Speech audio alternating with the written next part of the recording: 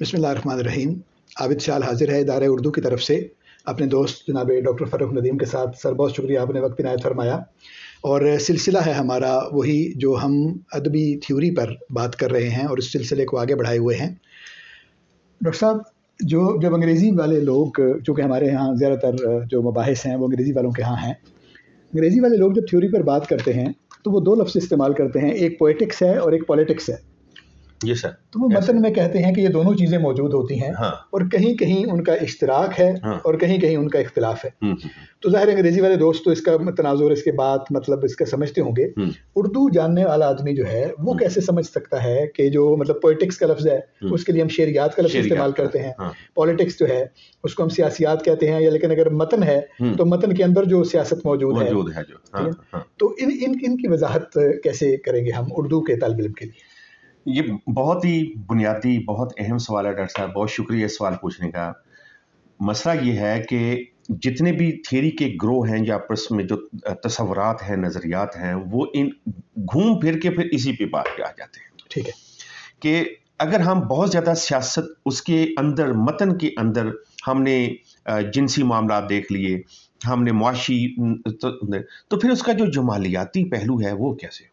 ये अभी जो आपने बात की इससे अंदाजा हुआ, यानी हमारे तालिब इल्मों के लिए कि जब हम पॉलिटिक्स का लफ्ज़ इस्तेमाल करते हैं तो उससे मुराद ये डेमोक्रेसी वाली सियासत नहीं, ये वाली पार्लियामेंट वाली सियासत नहीं है। मतलब इससे मुराद है कि बड़ी सतह पर मुआशरे को गवर्न करने वाले वो तमाम मामलात जो चाहते ना चाहते हुए आदमी पर असरअंदाज होते हैं और मतन में अपना जलवा दिखाते उनकी तहलील या उनके तज्जिया का नाम जो है ना, हम कहते हैं कि उसकी हमने पॉलिटिक्स, जैसे आपने जिन्स की बात की है या मुआश की बात की है, तो इसको आप पॉलिटिक्स कह रहे हैं। तो इसका मतलब है कि ये मुआशरे को गवर्न करने वाले मामलात हैं, वो मतन के अंदर मौजूद हैं। ठीक है। अब कुछ नकाद हैं जो इसी पे ही ज्यादा फोकस करते हैं, और ये आज का जो एकेडमिक जो जितने भी थीसिस लिखे जाते हैं पोएटिक्स पे कम लिखे जा रहे हैं, पॉलिटिक्स इन लिटरेचर, जैसे माँ बात नौबादियाती तनकीद है, पूरी की पूरी पॉलिटिक्स ऑफ लिटरेचर या पॉलिटिक्स इन लिटरेचर के ऊपर पेश करती है, पूरी की पूरी। इनका ताल्लुक ही नहीं है पोएटिक्स ऑफ लिटरेचर की तरफ। बिल्कुल ठीक है। यानी मैंने आज तक नहीं देखा कि किसी ने माँ बात नौबादियाती post colonial concept of poetics भी कोई हो। हाँ, बिल्कुल सही। अगर वो पोएटिक्स होगा तो पोस्ट कॉलोनियल कैसे होगा? यानी ये बड़ा अजीब सूरत हाल है। लेकिन वैसे होता है, इस पे कभी बात करेंगे, इसके ऊपर भी बात करेंगे। इस्तारा जो है वो एक जमाने में और है, दूसरे जमाने में और है। हाँ, लेकिन देखना ये होगा ना फिर माँ बात नौबादियाती इस्तारा कौन सा है। हाँ, अलबत्ता हम टीएससी का जो असरात है ना, टीएससी और भी बात है सर कि इस्तारे को मतलब छोड़ दिया, ठीक है ना, इस्तारे का खौफ उसने लिखा अस्करी साहब ने, और बात है एक जमाने में इस्तारा इस्तेमाल कर रहे हैं, दूसरे में नहीं कर रहे। आप ये देखें कि अंजुमन पंजाब में जो नज़में लिखवाई गई उनमें से इस्तारे को ही बाहर किया गया है बुनियादी तौर पर। इसका मतलब है कि पोस्ट कॉलोनियल जो है उसको पता है कि इस्तारे में भी कुछ है, इस्तारे में शेरियात के अंदर भी कुछ ऐसी बात हो सकती है जो मानी को तकवीयत पहुंचाती है। यानी ये भी हम देख सकते हैं कि मिसाल के तौर पर किसी शायर के यहाँ या किसी अहद में सिमली को ज्यादा प्रमोट किया गया है या इशारे को? जी वही ना, ये भी मसलन दास्तान जो है, ये वो बात है जिसके बारे में आप बात कर रहे थे ना, कि वो कैसे उसका तनाजुर देखा जा सकता है। मैंने देखा कि जो दास्तानवी अदब है, जो तिलस्म होशरुबा दास्तान है, उसमें इस्तारा शायद है ही नहीं है या कम है, लेकिन उसमें तशबीह बहुत है, अच्छा इसमें भी देखा जा सकता है। अच्छा, अब डॉक्टर साहब ये जो शेरियात है ये अपनी जगह पे अहम है। ठीक।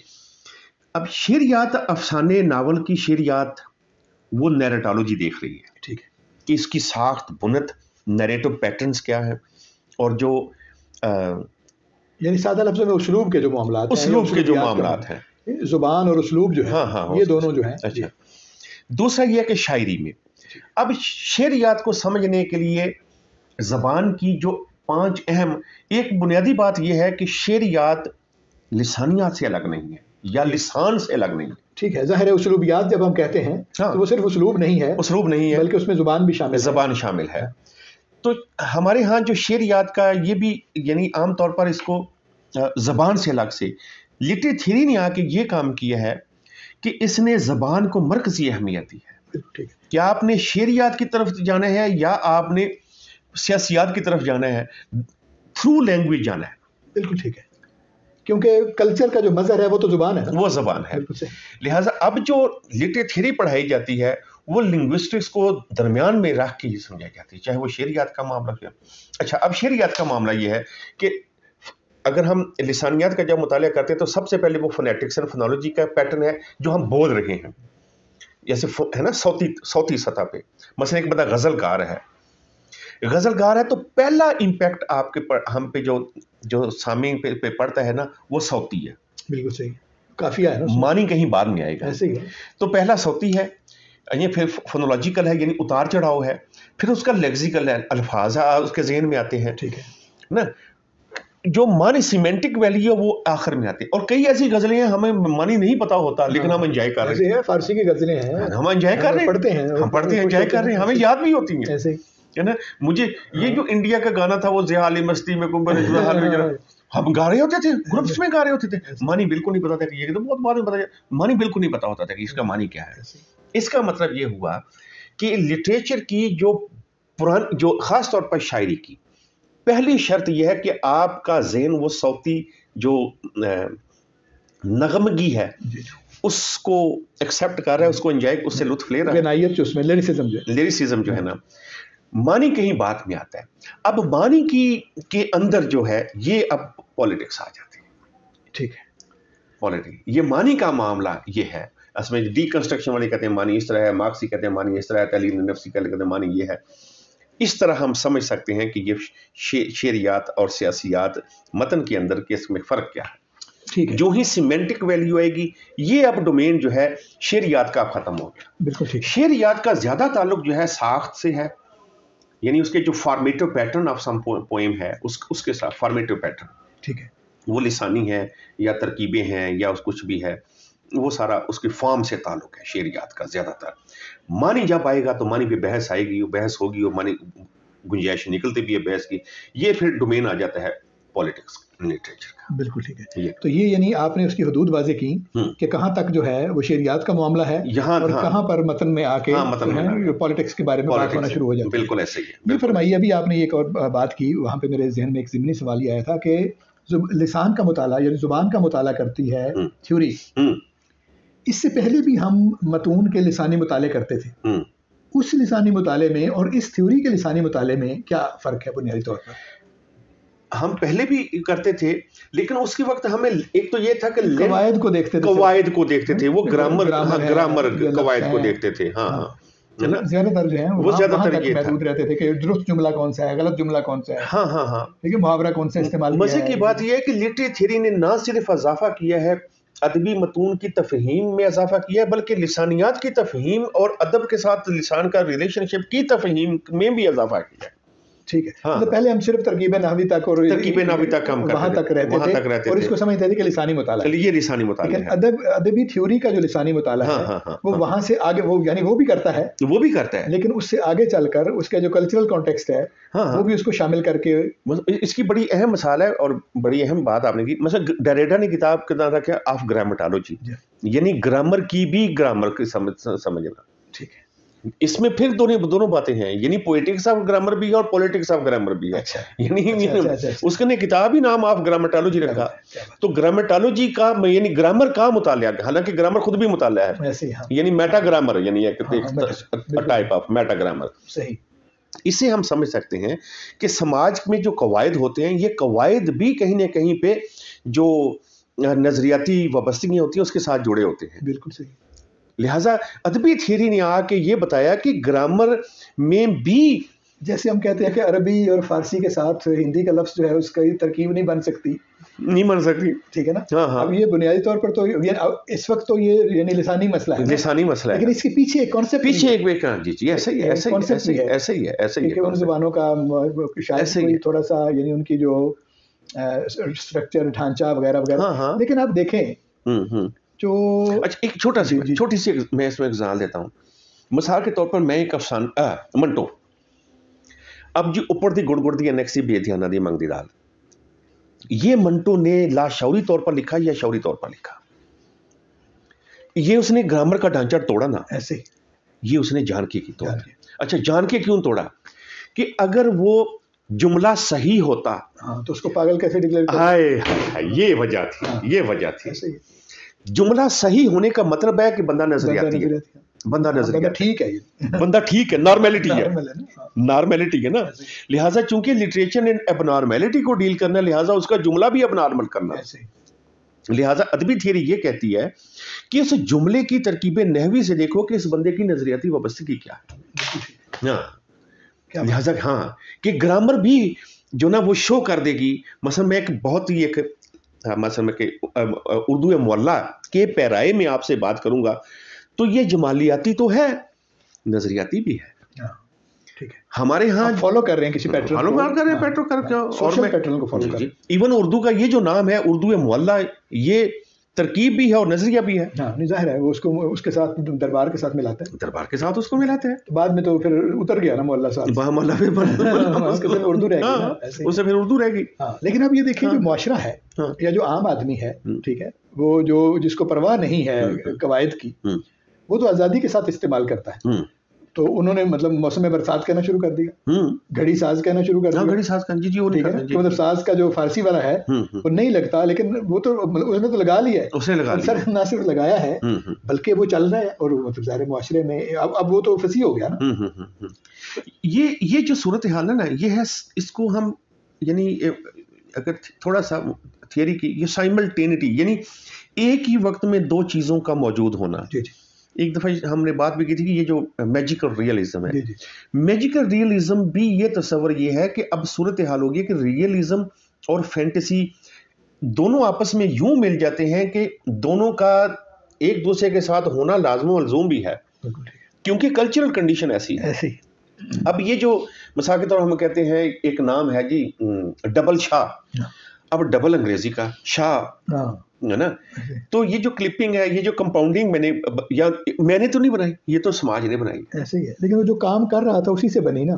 अच्छा, अब जो नकाद है वो ये देखेगा कि ये क्यों वजूद में आई, वो ये कहेगा कि कॉलोनियल इंटरेक्शन की वजह से डबल उसका काम है, और शाह उसके पीर होने की वजह से, डबल शाह उसके पीर होने की वजह से वो जाहिर है आम तौर पे है ना। अच्छा, इसका मैं नाम अगर दे देता हूँ हाइब्रिडिटी, लिंग्विस्टिक हाइब्रिडिटी, तो आम बंदे कहेंगे यार देखो यार इसने ना इस्तिलाह, भाई कल्चर में मौजूद है, इस्तिलाह तो वैसे ही मैं दे रहा हूँ। हाँ, देखिए लफ्ज तो मौजूद है, लफ्ज तो मौजूद है, आपने नहीं बनाया, लफ्ज तो मैंने नहीं रख रहे हैं, मैं तो नाम रख रहा हूँ कि यार इसकी ये टर्मिनोलॉजी बन सकती है।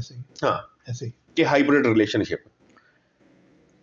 थोड़ी सी अगर फर्ज करें अपनी मकामी ज़ुबानों में इस तरह की चीज़ें बनाने की कोशिश की जाए, तो मतलब चूँकि कम है, यानी उर्दू में, पंजाबी में हम कुछ ऐसा बनाने की कोशिश करें, तो वहाँ पे मसलन आपने ये जो अभी लफ्ज़ इस्तेमाल किया है, क्या उर्दू में भी इसको हम कह सकते हैं? अब देखिए ना, डबल शाह तो उर्दू में बना है ना, तो उसको बयान करने के लिए जो इस्तिलाह है वो हमें अंग्रेजी से क्यों लानी पड़ती है? हम अपनी क्यों नहीं बना लेते, जैसी कैसी भी हो? हमारा कल्चरल हाइब्रिडिटी आपने कहा, हाँ, हाइब्रिडिटी जो है ना, हाइब्रिड गाड़ियां जो कर रही हैं, हाइब्रिड गाड़ियां ना, तो ये हाइब्रिडिटी सकाफती इदगाम हम कहेंगे तो, हाँ, सकाफती इदगाम है। अच्छा, उसमें प्रॉब्लम एक और एग्जांपल देता हूँ, मसलन फेमिनिज्म का तर्जुमा गोपी चंद नारंग से आगे तक सब ने, और ये मुरव्वज है निसाइयत और तानीसियत। मैं कभी कभी शक पड़ता है कि ये दोनों तर्जुमे नहीं है, ठीक है, यानी क्योंकि अब हम लोकल जबान में अगर करें तो क्या बनता है, यानी वो बनेगा अलड़ियत या बनेगा मजाजनियत। अच्छा, है ना। अच्छा, अब ये जो क्योंकि पंजाबी के अल्फाज हैं लिहाजा उस पे हंसी आती है। हाँ ठीक है, लेकिन ये जो ईयत आप लगाएंगे ये तो लगेगी ना, ये तो ज़ाहिर है उसको तसव्वुर बनाना है, नजरिया बनाना है, तो उसे यत्र लगाना पड़ेगा तसव्वुर बनाने के लिए। लेकिन जब हम निसाइयत, अब निसाइयत वाली वो कैफियत ही नहीं है जो फेमिनिज्म वाली है, क्योंकि ला मुहाला आपका पिछली पूरी जो मजहबी रवायत है आपका जहन उधर चला जाएगा। इसी तरह तानीसियत सिर्फ जेंडर को कर रही है, वॉइस तो उसमें है ही नहीं। तानीसियत तो तज़कीर और तानीस यानी उसकी जो सेक्सुअल या उसकी जेंडर है उसको हाईलाइट कर रही है ना। जो फेमिनिस्ट वॉइस है, जो कंसर्न है, जो जिस इश्यूज के लिए फेमिनिज्म मूव बन, वो नहीं है। तो वो जो आपने लफ्ज फरमाए हैं उनमें आ जाएगा, उनमें आ जाएगा, क्योंकि जो अल्लड़ औरत है वो वोकल भी है और वो अपनी मन मर्जी भी करती है, और वो आंखों में आंखें डाल करके भी, यानी कि वो छुई मुई नहीं है, वो नहीं है। लेकिन एक सूरत है, एक सूरत है, इम्कान की बात, इम्कान है, एक इम्कान है। बात तो एक, यानी आप ये तो नहीं कह रहे ये होना चाहिए। हाँ, नहीं मैं कह रहा एक इम्कान है, इस तरह का कुछ होना चाहिए। अच्छा, हुआ ये है कि जब हम मगरबी का इस्तिलाहात का जब मुअर्रब व मुफर्रस डिस्कोर्स में हम जब तर्जमा करते हैं, और मेरी किताब में भी उस तरह शामिल है, वो डबल मुश्किल हो जाती है। समतार कहना पड़ा मुझे यानी वेलोसिटी का मतलब मुझे समतार कहना पड़ा मुझे। हालांकि वेलोसिटी उससे आसान है। हाँ, वेलोसिटी उससे आसान है, समतार तो मैंने खुद भी नहीं पढ़ा था, जब मैं डिक्शनरी से देखा। यानी असल में समत और रफ्तार को मिलाकर जी जी जी जी जी जी जी जी। लेकिन मेरा ख्याल है कि इस तरह से यानी कॉइन करके आप या तो लफ्ज़ों को रिवाज दें बार बार तो वो किसी तरह मुस्तमिल हो जाए, लेकिन मुश्किल बात है उस तरह से भी करना। बहरहाल अच्छा, यही वजह है डॉक्टर साहब, यही वजह है कि जो एकेडमिक क्रिटिसिज्म है वो किसी हद तक जो हमारी हल्के की रिवायात के उससे अलहदा होता जा रहा है, जिसका दुख भी है। ये दुख है, ये दुख वाले, यानी हमें कोई ऐसी राहें निकालनी चाहिए कि दोनों तरफ का पढ़ने वाला कारी जो है वो एक जैसे उसको सहूलत के साथ जो है वो पढ़ जाए, और बल्कि जो हल्के का और एकेडमिक नहीं है वो आम कारी जो है उसको भी कुछ ना कुछ उसमें से अगर मिल जाए, समझ आ जाए, जी जी जी जी, ऐसे ही है। असल में थोड़े से यानी वुसअत के साथ, थोड़े से खुले दिमाग के साथ और फराख दिली के साथ। लेकिन एक और बात जो इसमें जो प्रॉब्लम है ना सर, मेरे ख्याल में वो ये है कि हमारा ना जुबान का मुताला और जुबान का इल्म जो है वो नहीं है। यानी किसी भी एक जुबान की जो बुनियादी ग्रामर है वो हमने नहीं पढ़ी हुई। यानी अंग्रेजी की चलो अगर आपने नहीं पढ़ी कोई मसला नहीं, आप उर्दू की पढ़ लें, अगर उर्दू की नहीं पढ़ी पंजाबी की पढ़ लें, पंजाबी की नहीं पढ़ी अरबी की पढ़ लें। यानी जो आप जुबान उसकी बुनियादी ग्रामर से वाकिफ होंगे उसी जुबान में आप लफ्ज कॉइन कर सकेंगे, ठीक है ना। क्योंकि अगर आप जैसे ना ईयत आप लगा रहे हैं और लफ्ज आप लेके आ रहे हैं, अल्लड़ जो है वो पंजाबी का। अब जो ईयत का जो है ना लाहिका, ये तो लगता है अरबी में लगता है। वहां पर जो पंजाबी का लाहिका है, जो ठीक है ना, मतलब कल्पना से यानी कल्पन, नाउन तो वहाँ ऐसे बनता है, आमन जामन जी ये बनेगा। तो उस तरह का कोई बनाना चाहिए। हाँ, उसका बनाना चाहिए। अच्छा, उस तरह का बनाएंगे ना, एक और प्रॉब्लम है कि फिर वो इल्मी नहीं लगता। ये मसला है, ये जो बात है ना, ये है ना फिर वो। अच्छा, इसकी परवाह करनी चाहिए वैसे कि वो इल्मी लगे या ना लगे। जब आपको कन्वे कर रहा है तो ऐसा ऐसा वो इस्तिलाह बन जाएगी। देखे ना, मसलन एक्सेलरेशन है, अब ये आम लफ्ज है अंग्रेजी का, आम लफ्ज है। फिजिक्स में वो इस्तिलाह भी है। हाँ जी, इस्तिलाह भी है। आम लफ्ज भी तो इस्तिलाह ही होता है। हाँ जी। हम ये क्यों समझते हैं कि इस्तिलाहें अलग होती हैं और जो आम हाइब्रिडिटी जो है, हाइब्रिड इस्तिलाह भी है और आम लफ्ज भी। हाँ, ऐसे कल्चर जो है ऐसे ही ये आम लफ्ज भी है और इस्तिलाह भी है। लेकिन हम अपनी जुबान में ये तवक्को रखते हैं कि इस्तिलाहें अलग हो और आम जो गुफ्तगू है वो अलग हो। मेरे ख्याल में इस खलीज को जब हम कम करने की कोशिश करेंगे तब जाकर हमारी ये जो तनकीद है ये कम्युनिकेबल होगी, आम आदमी को समझ आएगी कि बात क्या हो रही है। कुछ ऐसी है ना, कुछ सकाफती पेचीदगियाँ या पसपाइयत है जिसमें हम इजहार, मसलन मैं जिंदगी ले लूँ तो मैं ये नहीं कह सकता कि फर्रुख नदीम ने मसाइब का जनानावार मुकाबला किया, लोग हंसना शुरू कर देंगे। हालांकि बीवी भी उतनी ही जो ना वो मेहनत करती है, मेरी बीवी वर्किंग है, तो क्या ज़रूरी है कि मैं कहूँ कि मेरी बीवी ने मसाइल का या मसाइब का मर्दाना वार मुकाबला किया? प्रॉब्लम ये है, या कहें कि वो मर्द मैदान है, है ना। यानी कितनी मजे का खैर सूरत है कि उसकी स्ट्रगल को मैं पिदराना जो जार्गन है यानी लिसान है उसमें मैं लाऊंगा तो तब जाके बात बनेगी। ये तो ज़ाहिर कल्चरल कॉन्टेक्स्ट में लाते हैं ना असल में। तो इसी तरह हम जब इस्तिलाहात का तर्जुमा करते हैं तो हम ये कहते हैं कि अल्लड़ियत को मैं कहूँगा अल्लड़न या मजाजन है ना, मजाजन को फिर मजीद इसकी नौन यानी नौन का नौन बनाना है, ऐसे ही तब तरकीब बनेगी। तो फिर मैं क्या बनाऊंगा? तो यहाँ पर प्रॉब्लम, फिर मेरी ये सहूलत थी कि इल्मी तौर पर क्या है, तो मेरे पास मकानियत तो नहीं था ना, तो मैंने उसको मकानियत कर लिया, क्योंकि मेरे पास ये था कि इल्मी हवाले से यहाँ पर ये तेल लगाएंगे ना, तो ये अबूरी दौर में हमें बहरहाल किसी न किसी तरह एक कुशन के लिए या गुजारे के लिए आपको करना पड़ेगा, जब तक आप अपने कॉइन नहीं करते। लेकिन बहरहाल ये जहन में होना चाहिए कि जहाँ जहाँ मुमकिन हो, वहाँ पे थोड़ा थोड़ा करते जाना चाहिए, है ना। ये ज़ाहिर है एक आदमी करने का काम तो नहीं है ना, नस्ल दर नस्ल होगा, अगला आदमी जो है रिफाइनमेंट भी होती जाएगी। मतलब आप 10 इस्तिलाहें बदलाते हैं, हो सकता है उनमें से 5 रह जाएं, 5 ना एक्सेप्ट हो, इसी तरह होता है। मतलब मैंने एक लफ्ज यहाँ पर कॉइन के लिए लफ्ज यहाँ पर एक तरकीब बनाई है, जिस्मालियाती। अच्छा, इसको मैंने जमालियाती को जिस्माल, मैंने कहा कि आम तौर पर हमारा तस्वर जमालियात तो वाज़ेह नहीं होता, वो होता जिस्मालियात है, यानी फीमेल बॉडी को के साथ प्ले करने को हम जमालियात कहते हैं। यानी जो प्ले कर रहा है, राइटर कर रहा है या फिल्म का कैमरामैन कर रहा है, और ना वो जमालियात के नाम पर वो औरत के जिस्म पे सियासत कर रहा है। तो मैंने कहा ये जिस्मालियात है ना, जिस्म को माल भी समझना और जमालियात भी, यानी माल भी निकालना। क्या बात है इसका। अब ये यानी इसको पजीराई मिलती है या नहीं मिलती, ये बात की बात है। बहरहाल अल्फाज को इंसान को ना हमें थोड़ा बहुत करना चाहिए, थोड़ा बहुत करना चाहिए, और इस बात से नहीं डरना चाहिए कि कोई इसको एक्सेप्ट करेगा या नहीं करेगा। असल में तो ये है कि आप उसके साथ ऐसी बात लिखें जो कम्युनिकेबल हो जाए। बंदों को ये पता चल जाए कि ये लफ्ज जब इस्तेमाल किया जाता है तो इस कनोटेशन में किया जाता है। एक लफ्ज तकसीम का लफ्ज है ना, तकसीमाती लफ्ज उर्दू में है, तकसीमाती नहीं, तकसीमाती तो नहीं मैंने किया, तकसीमाती माहौल में, तकसीमाती कर्ब, तकसीमाती माहौल में ये कर देना चाहिए। कोई हर्ज नहीं। मतलब मुनकसिम माहौल कहने के बजाय मुनकसिम माहौल, मुनकसिम माहौल का मतलब ही वैसे और मुनकसिम में मफूली का हालत है कि वो कर दिया गया, तकसीमाती तकसीम किया गया है। तकसीम किया। दूसरी एक और बात यह है कि तकसीम को एक लफ्ज समझना चाहिए, वो जहां से भी आया है, वो जहां से भी है, उसको एक लफ्ज समझना चाहिए और उसके साथ आगे फिर उसका आती का जो मेरा ख्याल है कि ये अब देखिए अंग्रेजी थियरी की जो ना एक जो ब्यूटी है थ्योरी है, लिटरेरी थियरी की ना, उसमें ये है कि वो नए नए अल्फाज बना के ना आपको बताती है, जब अंग्रेजी में फ्रेंच में ये पॉसिबल है तो आपकी ज़बान में पॉसिबल क्यों नहीं। तो मैंने जब वो तजर्बे किए तो मेरा अपना पैरा है, थोड़ा बहुत मुश्किल तो हो गया, लेकिन वो बेहतर मुझे, लेकिन उससे एक राह तो है ना, कम से कम जब उस राह पे चलेंगे तो उसकी मुश्किलात दूर होंगी।